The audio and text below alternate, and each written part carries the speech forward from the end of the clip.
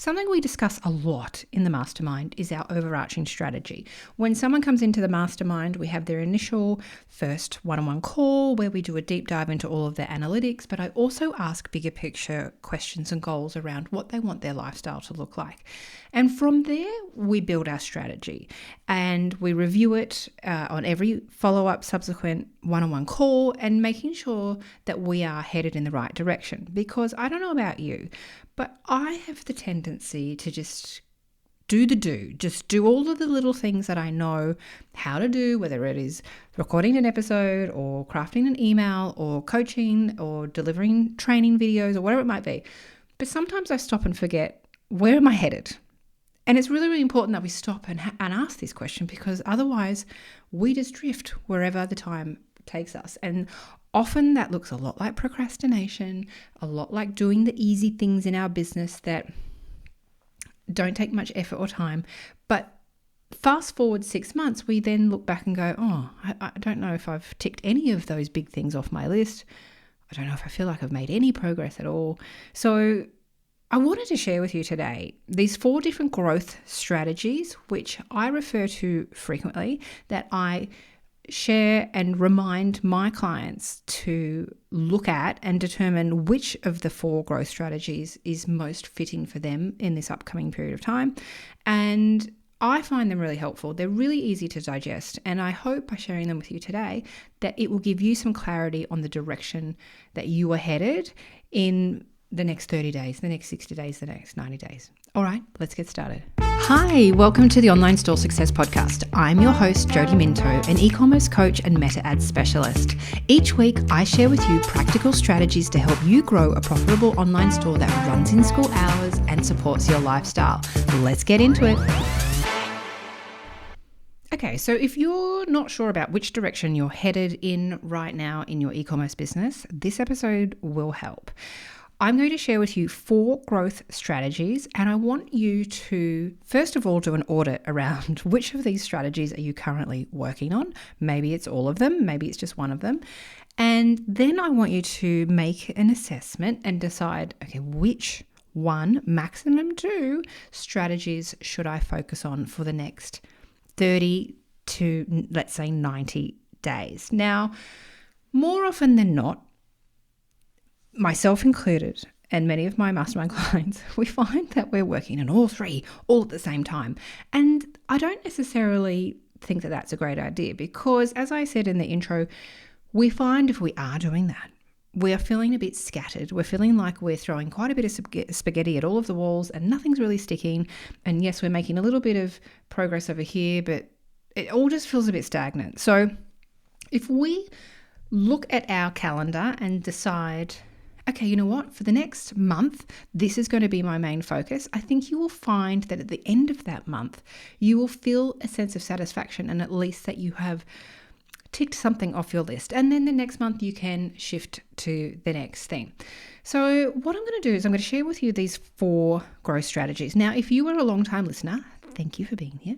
You may have heard me refer to these before. If you're a client, you've certainly heard of them before too, or if you've ever done a business or marketing degree, you've probably heard of them.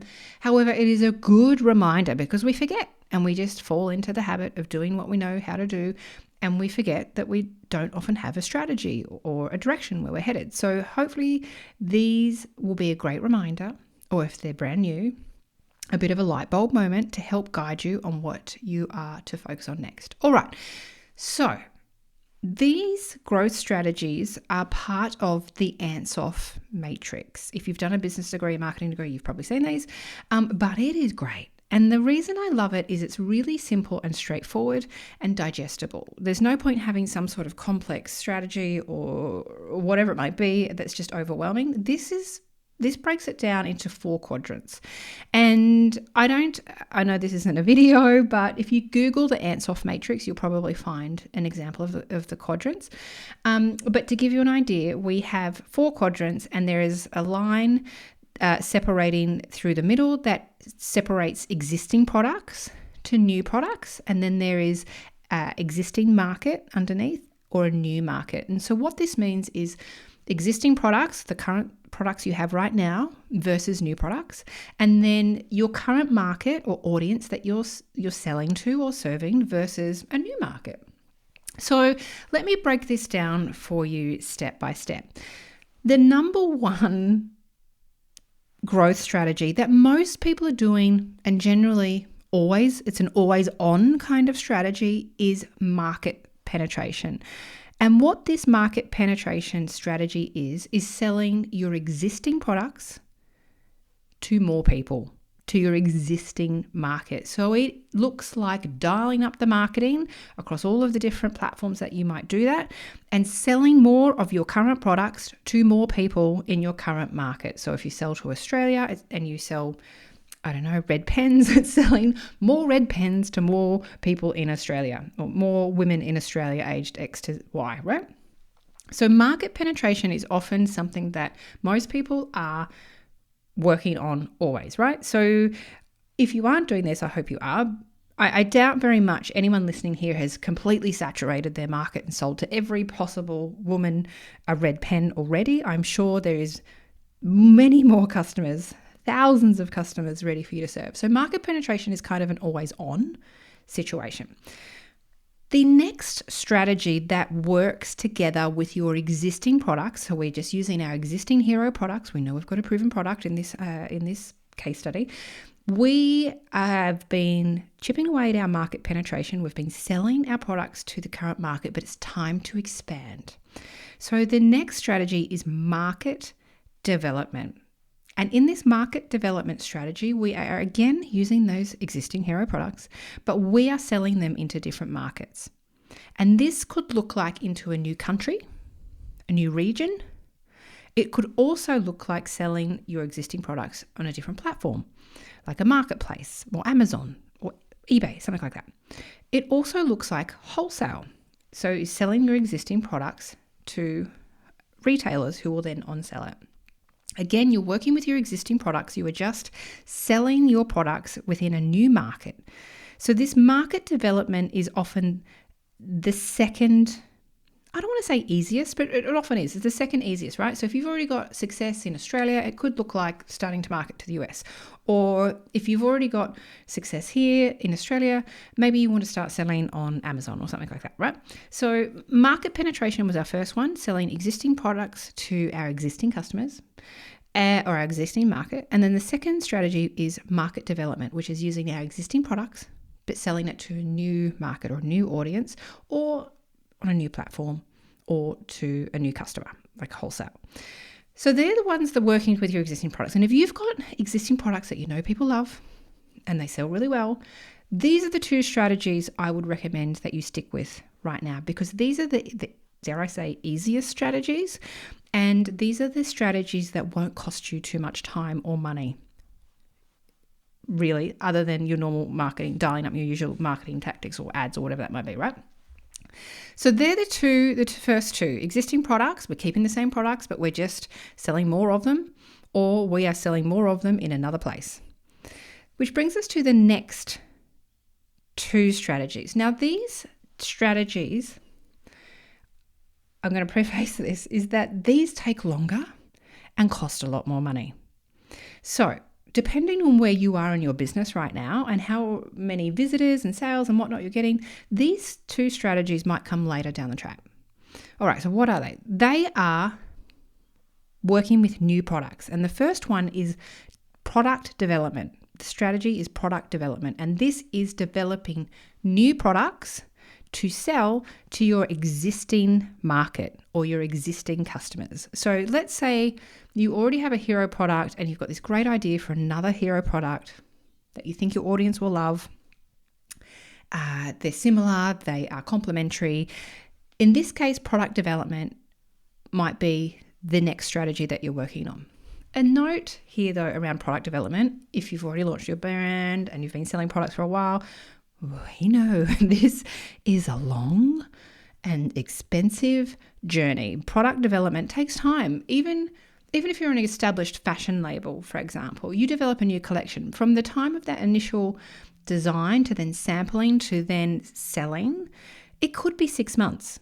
So it is a longer term strategy and it takes more money. So product development is something that I would recommend you look at once you've already established yourself with an existing customer database or within a market with some proven products, some hero products, and then we're building on that versus a brand new business that potentially hasn't got any eyeballs yet. We haven't really done that market penetration piece. And we're like, then in parallel, like, you know what, I'm going to design a whole new range of products and see if that is the situation. And what that can result in is scattered, confused, really low cash flow, all of the things, stress, right? So we want to make sure that we are picking the right strategy based on where we are right now, what our appetite is for risk, or how much money we have in the bank account, and how much results we already have, okay? The fourth and final strategy is the hardest and the most expensive, and that is diversification. So not only are we developing new products, but we're also going to sell them to an entirely new market. So an example of this would be a children's wear brand deciding they're going to develop menswear. Completely different products to a completely different buyer and market. And that is obviously a big strategy. That's almost like starting a new business, okay? So we don't often see too many of us going into that diversification stage unless there is like some sort of new business opportunity. So I want to ask you, thinking about these 4 different strategies, we've got market penetration and market development, both of those using your existing products, or we have new products where we are doing product development, producing new products to sell to our existing clients, or diversification where we are creating not only new products, but we're going to sell them to new people.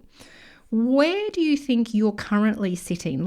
How many fingers in the pie do you have in each of these growth strategies? Because I know on today's mastermind call, for a lot of the ladies, they were all in 3 out of 4. They were doing market penetration, they were doing product development, and they're also doing market development. And this can lead to a sense of, exhaustion, like what we chatted about in the intro. And also feeling like we're not getting anywhere particularly fast. So if you are currently, I'm in all of these different quadrants that Jodie's talking about, and it's too much, I want to encourage you to pick 1 or 2. Like cap it at 2. So for many people, that might be working with the existing products, but going harder on the audience we already have, and also expanding into another country. And obviously, in today's world, expanding into the US or another country is really easy. You just start running ads there, right?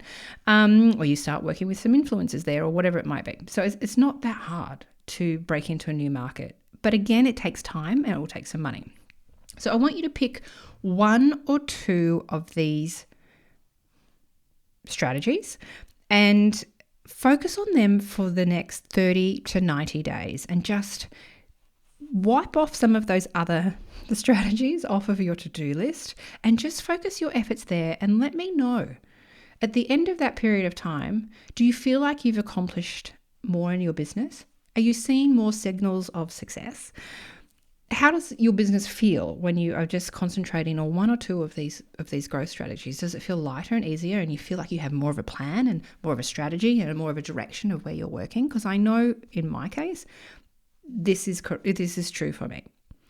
All right, I hope this episode was helpful for you. I will do my best to share somewhere. If you're on my email list, I will share the quadrant in the email to announce this episode going live.